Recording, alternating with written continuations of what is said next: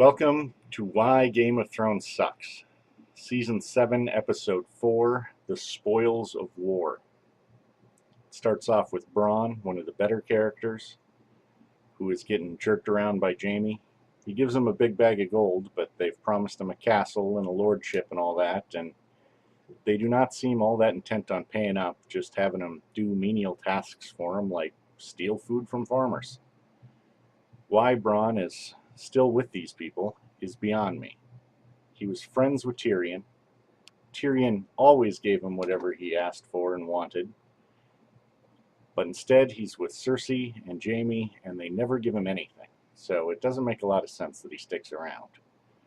But he is one of the better parts of this fairly terrible episode, which goes right from Bronn getting screwed over to Cersei banking. A plotline they started way back in season 1 about how they're all in debt and they're still chugging along with today. I wish they had just cut the whole thing out of it, because so far it really hasn't advanced any sort of plots whatsoever, except they took Highgarden. But they could have explained that because they wanted the food, which they also stole. So this whole thing is really unimportant and just eating up time. But it's still better than what came next, which is Brandon Stark, who is always as boring as he is creepy. He's having a conversation with Littlefinger in which he doesn't emote at all. I assume that's direction and not bad acting, but it could go either way. He gets the dagger. It's explained to him that this is the dagger that started the War of the Five Kings. Blah, blah, blah. What I want to know is why he doesn't use his vision powers to find out what happened to his father. Because it turns out that this is the dagger Littlefinger used to betray him in Season 1. How come he doesn't know that? How come he never checks out the people around him or his enemies? Instead, he uses all of his time and visions to spy on his sisters, apparently. That is his magical power. Creepy sister spying. Clearly, the writers want even more incest in here, even if it's just hints of it. Then Mira comes in, who has spent the entire show helping Brandon out, doing everything for him, carrying him, risking her life. Her brother died for him. And Bran's like, well, bye, and just does not care at all. She should have stabbed him. She should have just taken the dagger, stabbed him, killed him, left. That would have been the best use of all of our time. Arya comes home. It's taken her like 4 episodes to get here, whereas if she'd been with an army, they could have magically teleported from site to site. But I guess she doesn't have that power. She tries to get in and the guards stop her. Guards never want to let her in anywhere and never believe she is who she says she is. I kind of wanted her to kill him, but I suppose that would have been a little grisly. So she talks him into letting him in so they can go ask her sister, and then she just disappears. And everyone forgets that these guards were total buffoons. They have a reunion down in the crypt.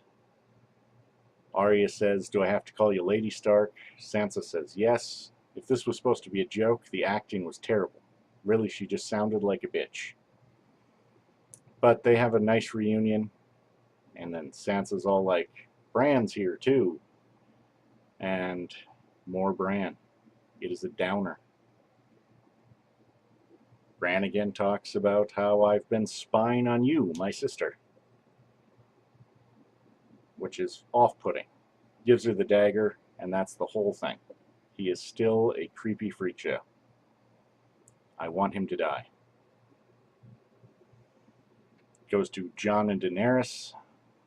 They're checking out a cave. There's all kinds of swelling music, like it's going to be something really exciting, and then it's just a cave. And he's like, but wait, there's more. There better be, because there couldn't be any goddamn less, could there? This was nothing. It was a cave full of obsidian, which we knew because you only went there because it was a cave full of obsidian. We go back, there are cave paintings. Jon magically knows the entire origin of these cave paintings and what they mean. He explains to Daenerys that we cannot defeat the White Walkers alone, and I need your help. And she says, well, swear to me and swear all of your people to me, or I'm just going to let all of you die, because I'm a villain and I'm terrible. And that's it. That's the whole thing. She just drops some supervillain shit on him, and he's like, okay, I guess. Arya goes and fights Brienne. That was a cool scene. It was one of the few cool scenes. Daenerys asks Jon for advice on the armies, and he says, well, you know, don't go burning shit down with your dragons, because then you'll be just like everyone else. Then she goes and burns a bunch of shit down with her dragons, just like everybody else. She didn't burn the castle down. What she did was she burnt all of the food, which is going to lead to a bunch of people starving to death. And do we think Cersei is going to let her army starve to death, or do we think she's going to let all of the peasants, women, and children starve to death? So this was a poor choice. They should have just let her burn the Red Keep down. It would have been better, faster, and it would have solved more problems. Bronn is the only useful person in this battle as well. He mans the Scorpion, which they only have one of, which is ridiculous. There are 3 dragons. Why don't you build at least 3 dragon-killing weapons? I would build a lot more, because dragons seem formidable, but hell, just one, that's fine. They're idiots, and they deserve to lose. Jaime picks up a spear and goes for Daenerys. The dragon turns to breathe fire on him. They're in about a foot of water. Bronn dives, tackles him into the water to save him, and they sink about 27 feet. There was a hell of a drop-off there we were unaware of, wasn't there? Jesus. How did the army get there in the first place? It was not that long ago that they were back at Dragonmount talking about what they should do, and then boom, they're magically in King's Landing. Armies just teleport all the hell over the place. They have no timeline that can make any possible sense. It is all ridiculous. That was the whole episode. All silly. The final battle was really cool looking, but ultimately didn't achieve much, I don't think. They did stop rather abruptly. Hopefully they'll pick up in the next episode and we can see what did happen.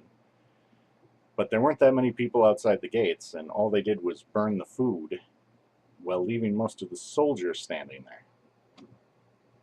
It was pretty silly, really. The whole episode was stupid, and giving that much screen time to Bran is always a horrible mistake. So we'll see what happens next time. It can't be any worse.